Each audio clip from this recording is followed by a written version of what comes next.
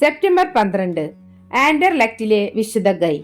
ദൈവത്തിന്റെ സ്നേഹത്തിലും ഔദാര്യത്തിലും കൃപയിലും സമ്പന്നനായിരുന്ന വിശുദ്ധ ഗൈ ഭൗതിക സമ്പത്തിൽ ദരിദ്രനായിരുന്നു. ബെൽജിയത്തിലെ ബ്രസൽസിന് പുറത്തുള്ള ഒരു ചെറിയ ഗ്രാമമായിരുന്ന ആൻഡർലക്റ്റിലാണ് വിശുദ്ധ ഗൈ ജനിച്ചത്. ദരിദ്രരായിരുന്നെങ്കിലും ഭക്തരായ മാതാപിതാക്കളുടെ ശിക്ഷണത്തിലാണ് അദ്ദേഹം വളർന്നത്. ചെറുപ്പം മുതലേ കർത്താവിനോടും പരിശുദ്ധ കന്യകാമറിയത്തോടും വലിയ ഭക്തി പ്രകടിപ്പിച്ചിരുന്നു. കുട്ടിക്കാലം മുതൽ തന്റെ ജീവിതകാലം മുഴുവൻ ക്രിസ്തുവിന്റെ ദരിദ്രരായ ആട്ടിൻകൂട്ടത്തിൽ പെടാനായിരുന്നു അദ്ദേഹത്തിന് ആഗ്രഹം. ബാല്യകാലം മുതൽ തനിക്കുള്ളതെല്ലാം പാവങ്ങൾക്ക് കൊടുത്തു. പട്ടണത്തിലെ രോഗികളെയും വൃദ്ധരെയും സന്ദർശിച്ച് അവർക്ക് സേവനം ചെയ്ത് ദിവസങ്ങൾ ചെലവഴിച്ചു. മാതാപിതാക്കളോടൊപ്പം വയലുകളിൽ ജോലി ചെയ്യുമ്പോൾ ഒരു മാലാഖ വന്ന് കലപ്പ തള്ളുമായിരുന്നു. അതുകൊണ്ട് തന്നെ ഗൈ നന്നായി പ്രാർത്ഥിക്കുകയും ചെയ്തിരുന്നു. ഗൈ പക്വത പ്രാപിച്ചപ്പോൾ അദ്ദേഹത്തിന്റെ ഭക്തിയും വർദ്ധിച്ചു. മണിക്കൂറുകളോളം പ്രാർത്ഥനയിൽ ചിലവഴിച്ചു. പള്ളിയിലെ അച്ഛന്റെ ആവശ്യപ്രകാരം വിശുദ്ധൻ പള്ളിയിലെ കപ്പ്യരായി ജോലിയിൽ പ്രവേശിച്ചു. പകൽ സമയത്ത് അധ്വാനത്തിന് ശേഷം രാത്രി മുഴുവൻ പ്രാർത്ഥനയിൽ ചെലവഴിച്ചു. അപൂർവമായി മാത്രം ഉറങ്ങിയിരുന്ന വിശുദ്ധൻ പുരുഷൻ ചുവട്ടിൽ മുട്ടുകുത്തി രാത്രി മുഴുവൻ ദരിദ്രർക്കു വേണ്ടി പ്രാർത്ഥിച്ചു. ഒരു ദിവസം ബ്രസൽസിൽ നിന്നുള്ള ഒരു വ്യാപാരി വിശുദ്ധനെ മുതലെടുക്കാൻ ശ്രമിച്ചു.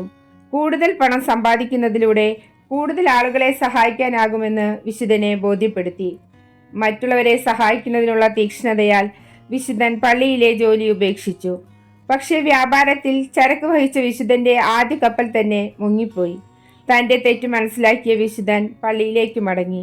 തന്റെ ജീവിതത്തിലെ ശേഷിച്ച കാലം മുഴുവൻ വിശുദ്ധൻ കഠിനമായ തപസ്സിലേർപ്പെട്ടു. തനിക്കുള്ളതെല്ലാം ദൈവത്തിന് സമർപ്പിച്ചു. 7 വർഷം കാൽനടയായി തീർത്ഥാടന യാത്ര നടത്തി. ആൻഡർലക്റ്റിലെ ദരിദ്രൻ എന്നാണ് അദ്ദേഹത്തെ വിശേഷിപ്പിക്കുന്നത്. അടിസ്ഥാന ആവശ്യങ്ങളില്ലാതിരുന്നിട്ടും ദാനധർമ്മത്തിൽ അദ്ദേഹം പ്രശസ്തി നേടി. 60കളുടെ തുടക്കത്തിൽ ആൻഡർലക്റ്റിൽ തിരിച്ചെത്തുകയും വൈകാതെ മരണപ്പെടുകയും ചെയ്തു. അദ്ദേഹത്തിന് ചുറ്റും മരണസമയത്ത് ഒരു സ്വർണ്ണ വെളിച്ചം രൂപപ്പെട്ടുവെന്നും സ്വർഗത്തിൽ നിന്നും അദ്ദേഹത്തിന്റെ പ്രതിഫലം പ്രഖ്യാപിക്കുന്ന ഒരു ശബ്ദം കേട്ടുവെന്നും പലരും സാക്ഷ്യപ്പെടുത്തുന്നു. അദ്ദേഹത്തിന്റെ കുഴിമാടത്തിൽ പ്രാർത്ഥിച്ചതിന്റെ ഫലമായി ധാരാളം അത്ഭുതങ്ങൾ നടന്നിട്ടുണ്ട്. ഒരിക്കൽ ഒരു കുതിര അവിടെ എത്തിയതിനാൽ ആ ശവകുടീരം കുതിരകളുടെയും തീർത്ഥാടന കേന്ദ്രമായി മാറി.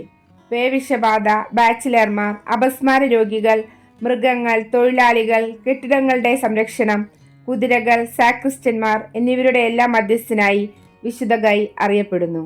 എല്ലാവർക്കും വേണ്ടി വിശുദ്ധനോട് നമുക്ക് മാധ്യസ്ഥം അപേക്ഷിക്കാം.